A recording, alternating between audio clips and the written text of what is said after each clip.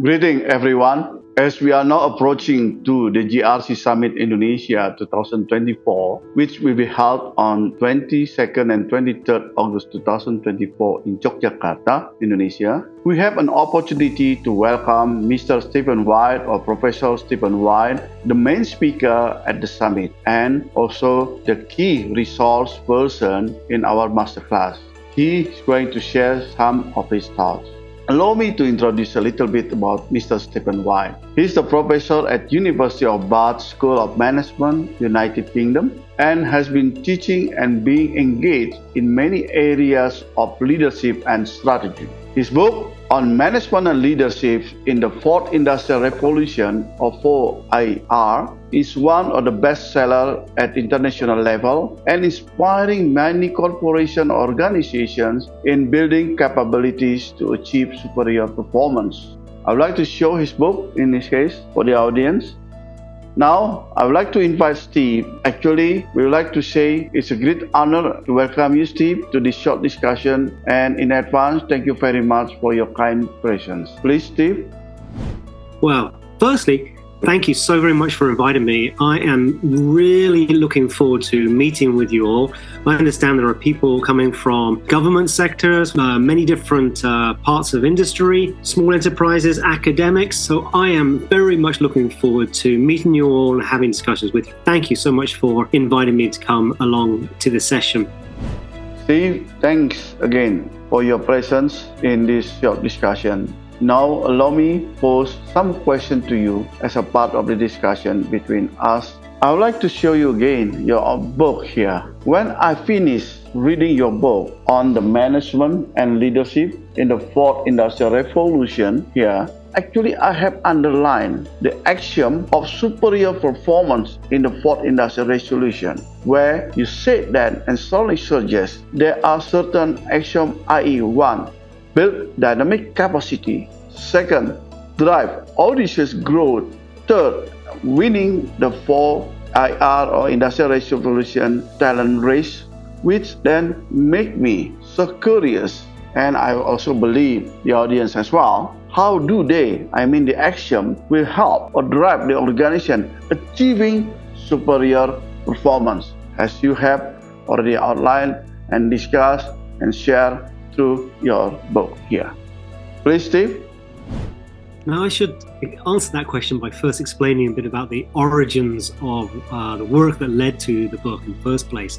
So I was working with a lot of clients, companies around the world, but particularly with a focus on Asia Pacific. And the question that I was really sort of posing was, why do some companies outperform others? And so I led a whole series of extensive interviews and then structured surveys with them and pulled that into a data set of hypotheses that I could then test. And what I then did was I tracked the share price performance or the company's performance over the next 5 years of that company against its own sector peers. Okay, so that's a long way of saying that the data shows that if companies get the formula right, they significantly outperform other companies in their sector which haven't been so focused on this formula.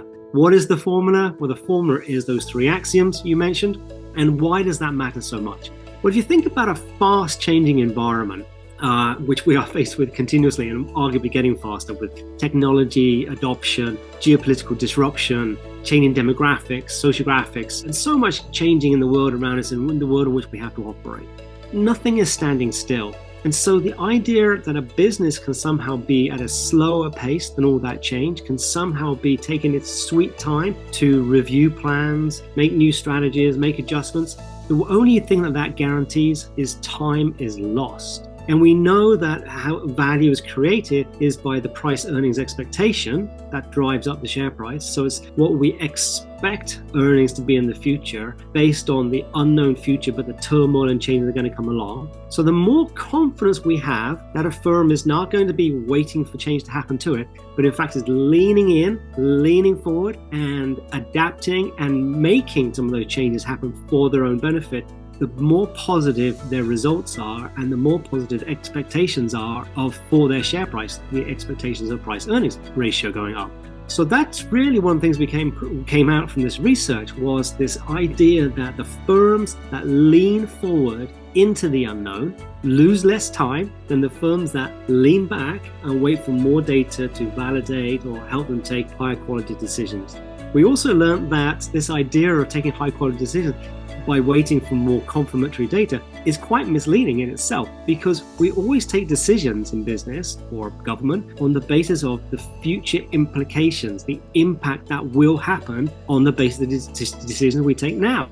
But we don't have any data on the future, so we can carry on waiting for confirmatory evidence from what has gone before, even maybe if we're lucky, what's happening right now. But we're never going to have information on the future. We don't time travel. So the firms that outperform are those that are able to, without hesitation, lean forwards. They have a forward-leaning outlook. And that means that they have a different way of thinking about risk. If you think about the classic saying these days, it's the FOMO, the fear of missing out. Well, FOMO is really also at work and evidenced in the workplace, in business, in commerce. So if we waiting too long, we will miss out on opportunities. If we wait for the competitors to move first, we are not shaping the industry. They're shaping the industry. And so there's this risk, the FOMO risk, is in a large extent now replacing the risk of making a mistake. And why is that sort of true? Apart from the speed and change that are going on and so forth. But also, if you think about it, if the environment's changing much more quickly, it's going faster,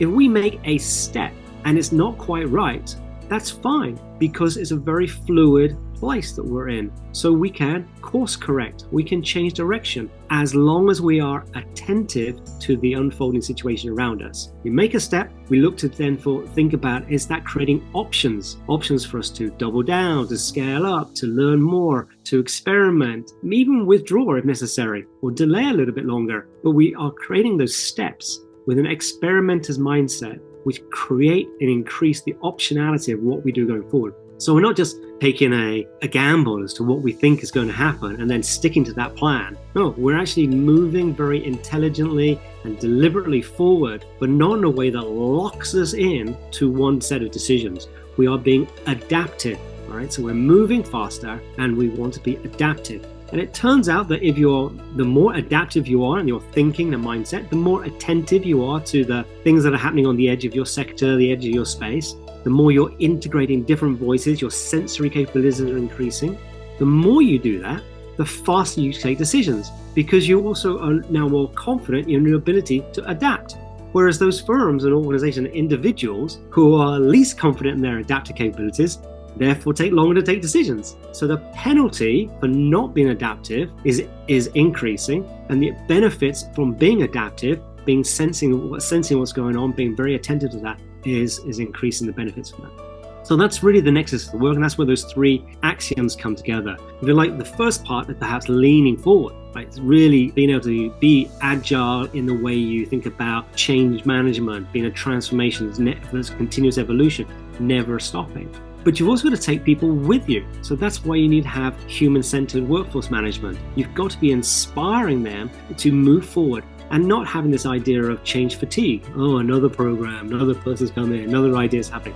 That change fatigue will just wear out the organization. We want people to be infused with the opportunities that are created for them as individuals as the organization moves forward, continues to evolve.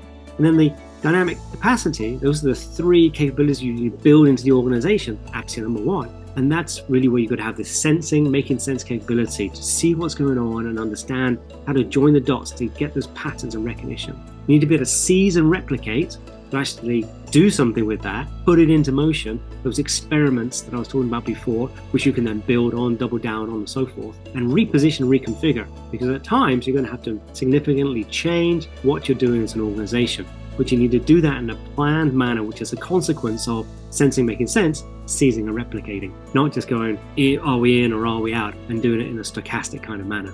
So that's how the actions all come together. But the premise right at the bottom of this is this need to lean forward into the unfolding future.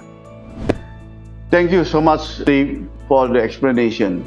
Allow me to reiterate what you said. Leaning forward, unfolding the future. That's strong word and very inspiring. To the audience, allow me to share with you the summary of the book on the axioms of superior performance in the fourth industrial revolution, which actually consists of the three premises below. The first one, build dynamic capacity by thriving in the fourth industrial revolutions. Second, drive audacious growth by being purpose-led. And the third, win the fourth industrial revolution's talent race by developing talent, deploying them, and making sure all of us that do with the duty of care. Thanks again, Steve, and to everyone, thank you very much for your attention. We do hope that the short discussion is purposeful and beneficial to all of us. Thank you. Stay healthy.